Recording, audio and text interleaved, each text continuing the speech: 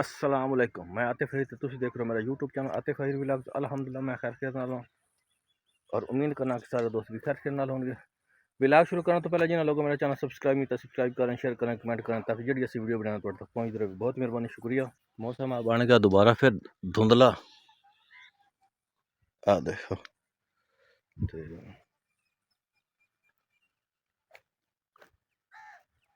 असी अज क्योंकि मौसम एक ना अजीब कशमकश, कदू आ जाती दूसरी धुप तो कभी जड़ बन जाता। हुण फिर जड़ बन रहा इस वक्त। तो असी कणक नूं हुण पानी स्टार्ट करा दोबारा, लेकिन वो सोलर ना चलाने की वजह नाल, बारिश के इम्कानात की वजह नाल असीं सोलर नहीं चलाया। और एक दो दिन इंशाल्लाह वेखने में, तो उस तो बाद इंशाल्लाह असीं सोलर दोबारा स्टार्ट करने में चलिया सी। तो कणक नूं हुण क्योंकि निसारे थे कणक, उसनूं पानी लाजमी हो गया, जल्दी पानी उसनूं लाना। अच्छा दोस्तों, मेरे को साद आ गया, साद हुण स्कूलों आया। तो इस को अज दी ना लैना दूसरा अज की सारी डिटेल लेना जी। मार साहब आ गए हो? अच्छा, तो अज की थोड़ी डिटेल दसो, सुनाओ। आज उर्दू, इस्लामियात, मैथ, फिजिक्स ते केमिस्ट्री पीरियड ए होए ने। चलो, तो अच्छा निज़ाम चल गया। अच्छा मज़ा आया क्लास में बैठ के? सही। सारे कोई दोस्त बेली बने अज के दिन जाने वाले बने? कुछ छोटे हैं तो कुछ वड्डे भी हैं? अच्छा चलो, तो मज़ा आ रहा? चलो, आई होप कि तन मज़ा आवे। चलो, इस तरह होंदा कि ये बच्चा है 9th गया, स्कूल चेंज होया, तो अजे तक बेतरतीबियां क्लासां लगदी पे, फिलहाल लगदियां कोई नहीं थी। तो चलो ऐसा समझ आ वैसे, ठीक है। तो किधर जा रहे हैं? अच्छा, प्याजन वेखने जा रहे हैं। चलो ठीक है। एक तो पानी लाया हुआ, मैं प्याज है। मोटर चलती पई है, मोटर बोर मेरा ख़राब हो गया। है इस मोटर चला रहे हैं पानी। देख सकते हो, इस मोटर तो पानी ला रहे हैं। मोगा जी, तो मोगा सारा ख़राब है।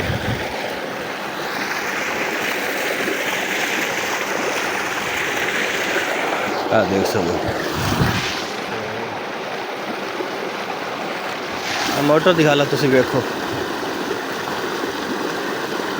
ये मेरे मामू आदि वाले मोटर का विलाग भी बनाया, जब एडजस्ट करवाई है।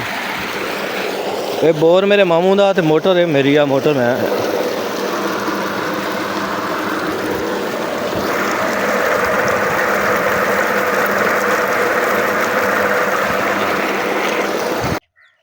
असी पानी लाया हुआ प्याज में। कुछ प्याज पुराना तो कुछ नवा प्याज लाया, सारा पानी लाया। देखो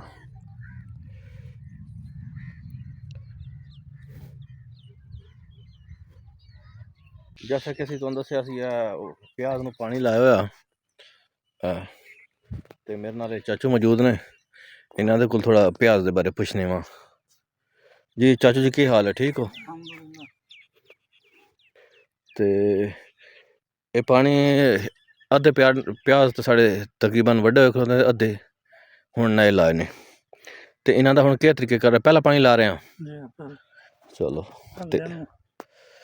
तीसरा अच्छा, दूसरा पहले दूसरा तीसरा पानी है, तो बाकी पहला पानी है।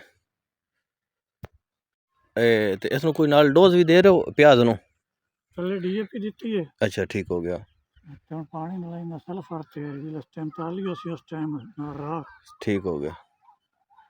मतलब कि असी दी है डीएपी दी है, तो जो ये गोडी हो सी ना, गोडी जल्द कर रही है। तो उस तो बाद नाल सुआ शुआ ते राख ते सल्फर वगैरह ये सारा कुछ सिस्टम दिता हुआ सी।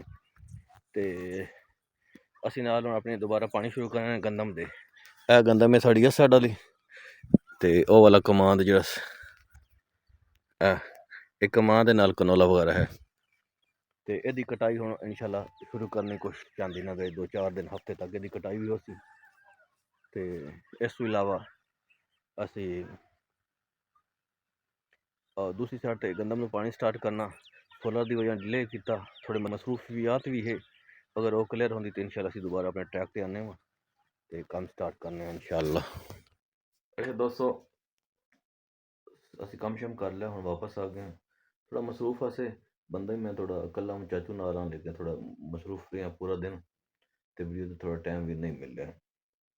ਤੇ ਹੁਣ ਆ ਕੇ ਵੀਡੀਓ ਬਣਾਈਏ ਕਿਉਂਕਿ ਅਸੀਂ ਦਿਹਾਤੀ ਲੋਕ ਹਾਂ, ਪਿੰਡ ਦੇ ਲੋਕ ਹਾਂ, ਜਿੱਥੇ ਮਿਹਨਤ ਕਸਾਂ ਅੱਲਾਹ ਪਾਕ ਸਾਨੂੰ ਉਹਦੇ ਮੁਤਾਬਿਕ ਸਿਲਾ ਵੀ ਦੱਸੀ ਤੇ ਅੱਲਾਹ ਪਾਕ ਸਭ ਦਾ ਹਾਮੀ ਨਸਰ ਹੋਏ।